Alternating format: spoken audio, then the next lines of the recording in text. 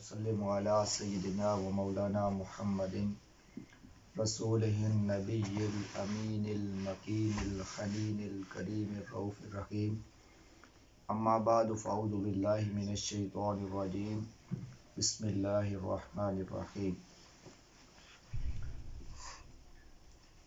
سبحان الذی اسری بعبدہ لیلا من المسجد الحرام إلى المسجد الأقصى الذي باركنا حوله لنريه من آياتنا إنه هو السميع البصير صدق الله مولانا العظيم إن الله وملائكته يصلون على النبي يا أيها الذين آمنوا صلوا عليه وسلموا تسليما درود پاک پڑھیں الصلاۃ والسلام علیک یا رسول اللہ وعلی آلہ وصحبہ الصلاۃ والسلام علیک یا نبی اللہ وعلی آلہ وصحبہ یا نور اللہ۔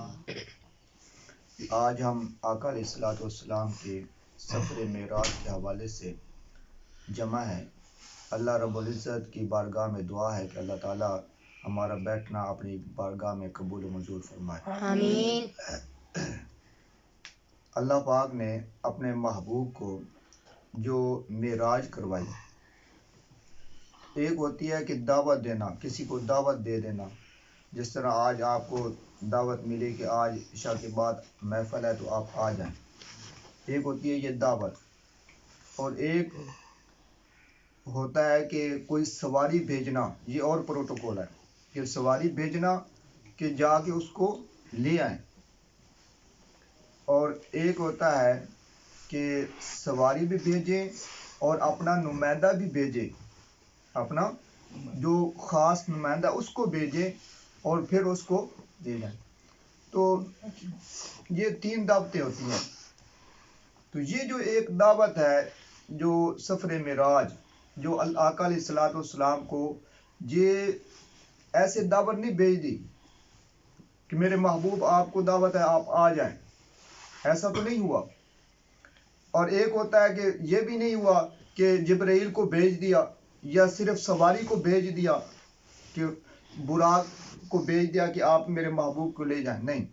یہ جو دعوت ہے اس میں اللہ پاک نے براق کو بھی بھیجا اور بہت بڑا نمائندہ، اس سے بڑھ کر نمائندہ ہی نہیں ہے کوئی، یعنی تمام فرشتوں کا سردار جبرائیل کو بھیجا کہ میرے محبوب کو جا کے لے آ، یعنی سواری کو بھی بھیجا اور ساتھ نمائندہ بھی بھیجا۔ یہ ایک ہوتا پروٹوکول ہوتا ہے کسی کو لے جایا جانا۔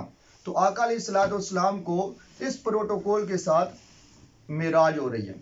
اور اب آپ دیکھیں کہ براق بھی بھیجا اور جبرائیل کو بھی بھیجا۔ اب صبح جب ہوئی تو لوگ دیکھ رہے تھے کہ اب کیا اعلان ہوتا ہے، اب خبر کیا ریلیز ہوتی ہے، لوگ دیکھ رہے ہیں۔ تو جب خبر ریلیز ہوئی، اور یہ خبر کوئی عام خبر نہیں ہے، یہ قرآن ہے، یہ قرآن کس کی خبر دیتا ہے؟ اللہ کی خبر دیتا ہے۔ تو جب خبر ریلیز ہوئی تو نہ جبرائیل کا نام تھا نہ براق کا نام تھا۔ خبر میں کیا ہے؟ سبحان الذی اسری بعبدہ لیلا من المسجد الحرام، نہ جبرائیل کا نام آیا اور نہ براق کا نام آیا۔ پاک ہے وہ ذات جو اپنے بندہ خاص کو لے گئی، بھئی خدا خود لے گیا۔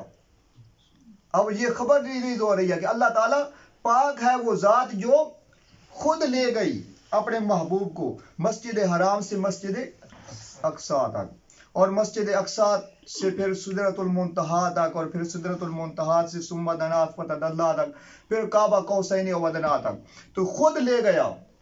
اب آپ کہیں گے کہ یہ تو حدیث پاک میں تو تھا کہ براق کو بھیجا اور جبرائیل کو بھیجا، اور ادھر خدا فرما رہا ہے کہ میں خود لے گیا، میں خود لے گیا۔ تو اس کی سمجھ نہیں آئی، اس کی سمجھ، لوگوں نے، ابو جہل جیسے لوگ تھے انہوں نے اعتراض شروع کر دیا۔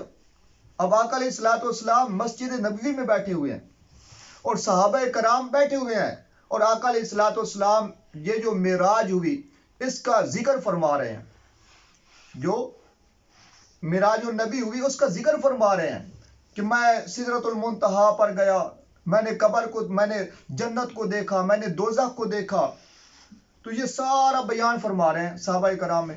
اور ادھر ابو جہل نے کیا کیا؟ ابو جہل جب اس نے سنا تو اس نے کہا کہ حضرت ابوبکر صدیق رضی اللہ تعالیٰ عنہ وہ تو یہ بات مانیں گے نہیں کہ کوئی ایسے کیسے ہو سکتا ہے کہ کوئی راتوں رات اور رات کے ایک لمحے میں وہ مکہ کی وادی سے چلے اور مسجد اقصی تک پہنچ جائے اور پھر مسجد اقصی سے پھر سدرۃ المنتہا تک پہنچ جائے. یہ تو عقل مانتی نہیں ہے، اس کو تو عقل مانتی نہیں ہے. تو چلو میں ابو بکر کے گھر چلتا ہوں تو اس کو جا کے بتاتا ہوں تاکہ وہ اپنے ایمان سے انکار کر دے، اس کا ایمان متزلزل ہو جائے. تو ابو جہل نے حضرت ابو بکر صدیق رضی اللہ تعالیٰ عنہ کے گھر گیا اور جا کے ملا اور کہنے لگا کہ اگر کوئی آدمی یہ کہے کہ میں رات کے تھوڑے سے لمحے میں، رات کے حصے میں مسجد حرام سے مسجد اقصی تک پہنچ گیا اور پھر سدرۃ المنتہا تک پہنچ گیا تو یہ عقل اس کو تسلیم کر لے گی؟ تو حضرت ابو بکر صدیق رضی اللہ تعالیٰ عنہ نے جواب دیا کہ اے ابو جہل پہلے یہ بتا کہ یہ دعویٰ کیا کس نے ہے، یہ دعویٰ کیا کس نے ہے؟ تو ابو جہل کہنے لگا کہ تیرے ساتھی نے، محمد صلی اللہ علیہ وسلم، انہوں نے دعویٰ کیا ہے کہ میں راتوں رات مسجد حرام سے مسجد اقصی تک گیا اور پھر سدرۃ المنتہا تک گیا. تو حضرت ابو بکر صدیق رضی اللہ تعالیٰ عنہ نے بڑا خوبصورت جواب دیا. آپ نے فرمایا کہ اے ابو جہل تو نے ہماری ایمان کی حقیقت کوئی نہیں سمجھا. ہم نے تو اس سے بھی بڑی بڑی باتیں مان لی ہیں، ہم نے تو اس سے بھی بڑی بڑی، یہ تو رات کے حصے میں آقا علیہ الصلوۃ والسلام مسجد حرام سے مسجد اقصی جا رہے ہیں اور پھر سدرۃ المنتہا جا رہے ہیں، ہم نے تو اس سے بھی بڑی بات مانی ہے. اور وہ کیا کہ جب آقا علیہ الصلوۃ والسلام نے فرمایا کہ اے ابو بکر بغیر دیکھے اس خدا کو مان لے. خدا کو کسی نے دیکھا ہے؟ بھائی دیکھے بغیر خدا کو مان لو. تو ہم نے تو دیکھے بغیر اس خدا کو مان لیا. آقا علیہ الصلوۃ والسلام نے فرمایا کہ خدا ایک ہے تو ہم نے مان لیا کہ خدا ایک ہے. ہم نے کون سا اپنی آنکھوں سے دیکھا؟ ہم نے کون تعالیٰ نو جب مسجد نبوی میں پہنچے تو آقا علیہ الصلوۃ والسلام بیان فرما رہے ہیں، تو بیان فرما رہے ہیں اور یہی معراج کا موضوع ہے، معراج کا بیان ہو رہا ہے. تو حضرت ابو بکر صدیق رضی اللہ تعالیٰ عنہ سامنے بیٹھ گئے اور آقا علیہ الصلوۃ والسلام جیسے فرماتے جاتے کہ میں مسجد حرام سے مسجد اقصی تک گیا تو حضرت ابو بکر صدیق رضی اللہ تعالیٰ عنہ فوراً کہتے صدقت یا رسول اللہ، آپ نے سچ فرمایا یا رسول اللہ. پھر میرے آقا فرماتے کہ مسجد اقصی سے میں سدرۃ المنتہا تک پہنچا تو صدیق اکبر کہتے صدقت یا رسول اللہ، آپ نے سچ فرمایا. یعنی تصدیق کرتے رہے اور مانتے رہے. تو آقا علیہ الصلوۃ والسلام نے فرمایا کہ آج کے بعد ابو بکر نہیں رہا، سے صدیق اکبر بن گیا. سبحان اللہ. لقب ملا ہے یہ جو حضرت ابو بکر صدیق کو صدیق اکبر کہنا، یہ جو لقب ہے یہ اس نے حضرت ابو بکر صدیق رضی اللہ تعالیٰ عنہ نے تصدیق کی، معجزہ معراج کی تصدیق کی. تو اس لیے آقا علیہ الصلوۃ والسلام نے فرمایا کہ آج کے بعد وہ صدیق اکبر ہے، صدیق اکبر ہے. تو آقا علیہ الصلوۃ والسلام کی معراج جو جسمانی معراج تھی، یعنی بشری معراج جو تھی، وہ مسجد اقصی میں ہوئی. کہاں ہوئی؟ مسجد اقصی میں. آپ کہیں گے وہ کیسے؟ مسجد اقصی میں کیسے ہوئی؟ وہ ایسے ہوئی کہ آقا علیہ الصلوۃ والسلام نے سفر فرمایا، مسجد اقصی تک پہنچے، مسجد حرام سے مسجد اقصی تک، اور مسجد اقصی میں تمام انبیاء جمع تھے، سب کو دعوت مل چکی تھی، سب کو دعوت مل چکی تھی کہ میرا محبوب آ رہا ہے مسجد اقصی میں، سارے انبیاء ادھر پہنچ جائیں، سارے انبیاء پہنچ جائیں. اب مسجد اقصی میں آقا علیہ الصلوۃ والسلام پہنچے تو معراج کیسے ہوئی کہ سارے انبیاء مسجد اقصی میں پیچھے کھڑے ہیں اور آقا علیہ الصلوۃ والسلام امام بن گئے، سبحان اللہ. سارے نبیوں کے امام بن گئے. تو وہاں جب سارے نبیوں کے امام بن گئے تو بشریت کو معراج ہو گئی، بشریت کو معراج ہو گئی. پھر سارے نبی نیچے تکتے رہ گئے اور آقا علیہ الصلوۃ والسلام سب نبیوں کے آنکھوں کے سامنے اوپر جا رہے ہیں، سبحان اللہ، اوپر جا رہے ہیں۔ یہ تھی آقا علیہ الصلوۃ والسلام کی بشریت کی معراج۔ اب ہے نورانیت کی معراج، کہ نورانیت کو کیسے معراج ہوئی۔